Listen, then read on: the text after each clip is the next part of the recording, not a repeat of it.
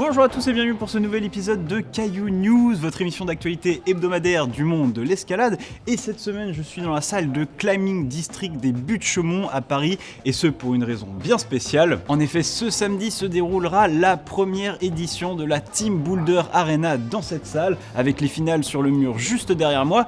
Et pour l'occasion, et si je vous en parle, c'est que je commenterai le live YouTube en direct le samedi soir. Donc si vous êtes sur Paris, je vous encourage à venir à la salle, on se croisera sûrement pendant la journée, et sinon je vous encourage à passer nous faire un petit coucou sur le live.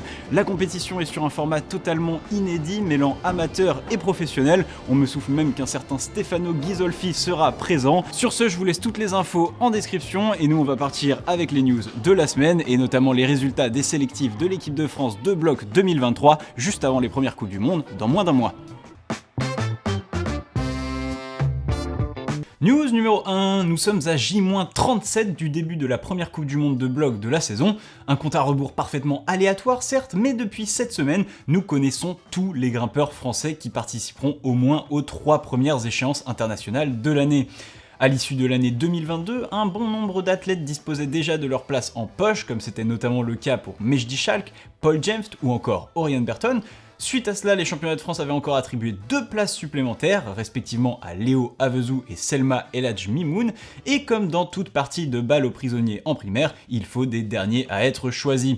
Et bien ces dernières places se sont jouées ce week-end durant les sélectifs de l'équipe de France qui se déroulaient dans la salle de Karma à Fontainebleau. Les quelques meilleurs athlètes restants non qualifiés s'affrontaient donc pour défendre leurs couleurs lors des prochaines Coupes du Monde, et la bataille fut rude. Chez les hommes, c'est Mathieu Ternant qui décroche son billet, malgré un premier round dominé par Antoine Girard, intouchable, qui topera les 5 tracés proposés. Mais durant le deuxième circuit, les rôles s'inverseront et Mathieu terminera devant au classement général à une petite place près. Chez les femmes, cela s'est aussi joué à une place entre Agathe Calliet et Zelia Avezou, mais après un premier parcours parfait et une deuxième place lors du second tour, c'est bien Agathe qui s'octroie cette place qualificative. Les équipes sont faites, place à la balle aux prisonniers.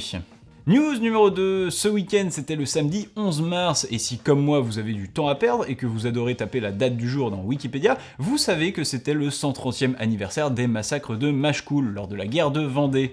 Mais par contre, si vous êtes une personne un peu plus normalement constituée, il est possible que vous ayez suivi les Studio Block Masters qui se déroulaient à Darmstadt en Allemagne durant tout le week-end. Et oui, cette compétition d'escalade ouverte à tous qui est un peu le rendez-vous historique de la pré-saison des grimpeurs professionnels. Une compétition avec un format de qualification assez unique, avec 80 blocs à enchaîner pour se qualifier pour la suite, et des demi-finales et finales plus classiques.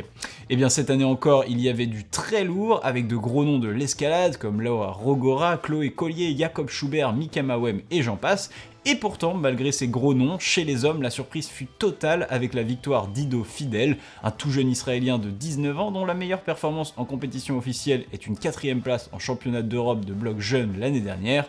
Celui-ci aura d'ailleurs dû jouer la gagne jusqu'au bout, trustant cette première place à Jacob Schubert, à la seule différence d'un tout petit essai de zone. Bref, un athlète à suivre cette année. Chez les femmes, si on peut un peu moins parler de surprise, la Slovène Katia Debevec n'était pas forcément la mieux placée pour remporter la compétition, et pourtant elle l'aura même survolé, s'octroyant l'or avec une marge beaucoup plus confortable. 4 tops dont 2 blocs à vue contre seulement 2 tops pour sa dauphine, la Canadienne Madison Richardson, et un seul pour la Belge Chloé Collier qui termine 3ème. Dans le reste des news, cette semaine, l'américain Daniel Woods est bien arrivé en Suisse où il s'essaye actuellement à Alphan, le 9 à bloc préféré de votre 9 à bloc préféré. Et à ce propos, l'américain a posté 2 vidéos sur ses réseaux sociaux, le montrant enchaîner la première et la deuxième partie du bloc séparément. Un nouvel enchaînement se prépare-t-il pour le bloc suisse? Affaire à suivre. Côté français, ou plutôt française ensuite, Arcos vient de mettre en ligne un mini-film sur la grimpeuse Manon Illy dans son nouveau projet, la voix mythique Biographie. Après une année 2022 assez exceptionnelle pour la grimpeuse et son premier podium international en senior, pour elle il s'agirait évidemment de la cotation la plus haute jamais atteinte, et en cas de succès, elle deviendrait la 3ème française dans cette difficulté, après Julia Chanourdi et Nolwenn Berthier. Et en parlant de voix mythique, une petite vidéo montrant Lucien Martinez et Nico Pellorson travaillant le projet désormais célèbre Le Bombé Bleu à Buux est sortie sur YouTube, une réalisation amateur mais qui décortique très bien les différents mouvements de ce qui reste à l'heure actuelle l'un des projets les plus emblématiques du pays. Le lien est évidemment en description, avec en bonus un lien vers une vidéo plus travaillée de la chaîne Relais Vertical, avec déjà à l'époque Lucien Martinez dans le rôle de la victime. Enjoy! Et voilà, c'est tout pour les news, et maintenant on passe au croix de la semaine.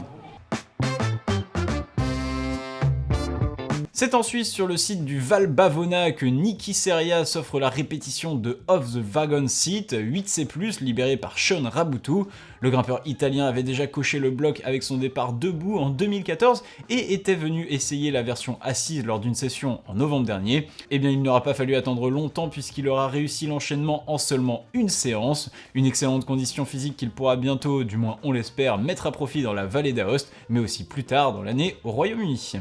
Retour dans le Vercors cette semaine, toujours avec Cédric Lachat qui a enchaîné la marche du crabe 9A. Cette voie précédemment répétée par Jean-Élie Crestin-Billet et Arthur Guinet en 2017, proposée alors 8C+, n'a que peu été répétée depuis.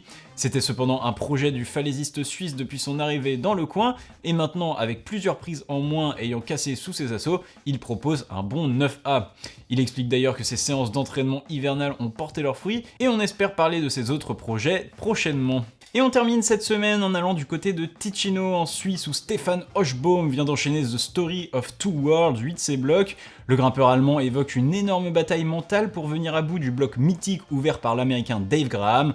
En effet, après un premier voyage presque abouti par un succès, Stefan avait connu une grosse déconvenue lors de son deuxième trip, puis enfin c'est avec des conditions météorologiques pourtant assez chaudes qu'il en est finalement venu à bout.